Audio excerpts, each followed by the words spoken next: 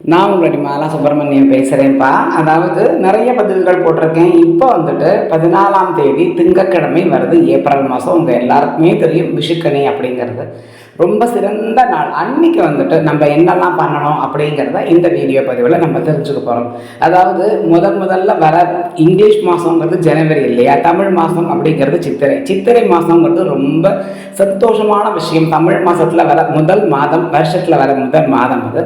அங்கே வந்துட்டு மதுரையை பொறுத்த வரைக்கும் சித்திரை திருவிழா அப்படிங்கிறது நடக்கும். ஒன்று, அம்மனுக்கு கல்யாணம் நடக்கும், அழகர் ஆற்றில் இறங்குறது, அந்த மாதிரி நிறைய ஒரு 15 நாளைக்கு உங்களுக்கு மதுரை ஃபுல்லாக அப்படியே மணமணக்கம் ஜொலிக்கும் அப்படின்பா. ரொம்ப நல்லாயிருக்கும் அது பார்க்குறதுக்கு கேட்குறதுக்கு எல்லாம் ரொம்ப நல்லாயிருக்கும். ஒன்று. ஸோ இந்த நாட்களில் நம்ம என்ன பண்ணணும், அதாவது சித்திரை மாதம் 14ஆம் தேதி, இப்போ இந்த வாட்டி வந்துட்டு திங்கக்கிழமை வருது.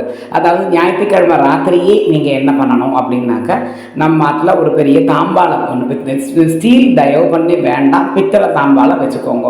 வேறு வழியே இல்லைன்னா ஸ்டீலில் இருந்தால் வச்சுக்கோங்க, பரவாயில்ல. அதில் வந்துட்டு பச்சரிசி என்னென்னா இத்தனை நிரப்புங்க.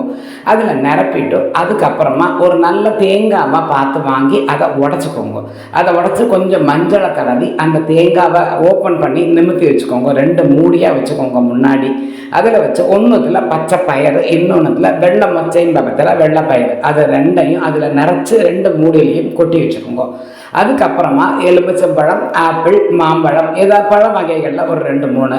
அதே மாதிரி காய்கறிகள் அதில் வந்துட்டு ஜென்ரலாக வந்துட்டு அந்த சக்கரை பூசணி வைப்பா, அது ரொம்ப விசேஷம்.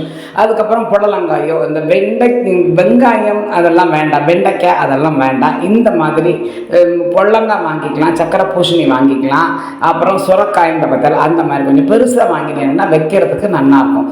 அந்த மாதிரி காய்கறிகளில் ஒரு 2-3. அதுக்கப்புறம் வாழைப்பழம் கண்டிப்பாக வச்சுக்கலாம், வெத்தலை பாக்கு கண்டிப்பாக வேணும். அதுக்கப்புறம் வந்துட்டு ஒரு சின்ன கப்பில் வந்துட்டு குங்கும மஞ்சள் ஒரு சின்ன கப்பில் அதை வச்சுக்கோங்க. வெத்தலை பாக்கு ஆல்ரெடி நீங்கள் வச்சாச்சு. அதுக்கப்புறம் விளக்கு நல்லா ஒரு 5 பஞ்சு திரி போட்டு 5 முகம் அதுலேயும் ரெடி பண்ணி அதுவும் வச்சுக்கோங்க. அதுக்கப்புறம் வந்துட்டு காசு ஒரு சின்ன கப்பில் வந்துட்டு வெள்ளியில் கப்பு இருந்தால் வெள்ளி கப்பு வச்சுக்கோங்க. அப்படி இல்லை யூஸ் பண்ணால் தான் ஸ்டீல் கப்பு இருந்தால் அந்த ஸ்டீல் கப்பில் சில்லறை காசு, நோட்டு ஏதாவது இருந்தால் அதை காசு பணம் அதெல்லாம் அதுலேயே போட்டு வச்சுருங்கோ. நிறைய அது நிறச்சிருக்க மாதிரி வைங்கோ. அதுக்கப்புறம் உங்கள்கிட்ட ஏதாவது செயினோ நெக்லஸோ கோல்டில் என்ன இருக்கோ அதை வந்துட்டு அந்த இதில் வந்துட்டு அழகாக தெரிகிற மாதிரி இந்த சக்கரை பூசணி பொள்ளங்காலாம் வச்சுருக்கேன் பார்த்தல, அதில் மாலை மாதிரி அழகாக உங்களுடைய ஜுவல்ஸை அழகாக நீங்கள் அதுக்கு மாலை மாதிரி போட்டு விடலாம். அதுக்கப்புறமா வந்துட்டு வெள்ளி இருக்குது, தங்கம் இருக்குது, தானியங்கள் இருக்குது, பச்சை பயிறு, மொச்சை அதெல்லாம் தானியங்கள் இருக்குது, பச்சரிசி இருக்குது, காய்கறிகள் இருக்குது, பழங்கள் இருக்குது, அதுக்கப்புறம் வந்துட்டு வெள்ளி இருக்குது, எல்லாமே கோல்டு இருக்குது இல்லையா, எல்லாமே அதில் நம்ம வச்சுட்டோம். அன்னைக்கு வந்துட்டு சமைக்கிறது வந்துட்டு எல்லாமே வடை பாயசத்தோட வேப்பம்பூ ரசம் வச்சு சமைப்பா. அன்னைக்கு மாங்காய் புளிப்பு, இனிப்பு, கசப்பு எல்லாமே வாழ்க்கையில் இருக்கும் அப்படிங்கிறதுக்காக இந்த மாதிரி வேப்பம்பூ ரசம், அதுக்கப்புறம் மாங்காய், அப்புறம் இனிப்புக்கு பாயசம், சக்கரை பொங்கல் அந்த மாதிரி பண்ணி சாப்பிட்றது விசேஷம். இலை போட்டு சாப்பிட்றது ரொம்ப விசேஷம். அன்னதானம் கொடுத்தேன்னா அதை விட விசேஷம். எப்போவுமே ஆற்றுல கலசம் இருந்தால் அது ரொம்ப நல்லது. 15 நாளைக்கு ஒருக்கா அந்த வேப்பிலையை மட்டும், அந்த மாவிலையை மட்டும் மாற்றிட்டு நீங்கள் கலசம் வைக்கலாம். இந்த மாதிரி வைக்கிறது உத்தமம். அதை வச்சுட்டு இந்த மாதிரி கோல்டெல்லாம் போட்டுட்டு ஒரு ரவிக்க சிட்டியால் இதை அழகாக நீங்கள் முந்தின நாள் சாயங்காலம் மூடி வச்சுருங்க. இந்த கண்ணாடியில் எல்லாம் தெரிகிற மாதிரி ஒரு கண்ணாடியை நீங்கள் அழகாக நிமித்தி வச்சாலே போதும். அடுத்த நாள் கார்த்தால் எழுந்த உடனே நேராக வந்துட்டு கண்ணை மூடிக்கிண்டு இதை வந்து அந்த ரவிக்க சிட்டியை திறந்துட்டோம். இது எல்லாம் நீங்கள் பார்த்துட்டு கண்ணில் ஒத்திக்கணும். இது எல்லாம் இந்த வருஷம் ஃபுல்லாக நமக்கு கிடைக்கும்.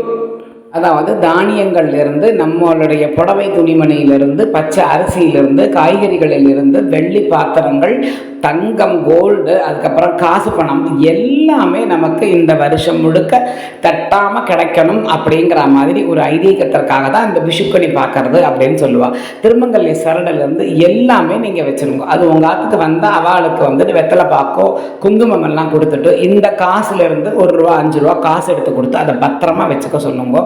இதை பண்ணினீங்கன்னா ரொம்ப நல்லது. அதனால இந்த மாதிரி நீங்கள் பண்ணுங்க. இந்த வருஷம் ஃபுல்லாக எல்லாருக்கும் எல்லாமே தட்டாமல் கிடைக்கட்டும்.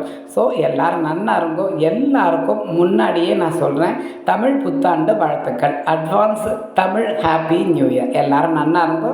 ஹரஹர சங்கர, ஜெய ஜெயசங்கர, மகாகாளியே சரணம்.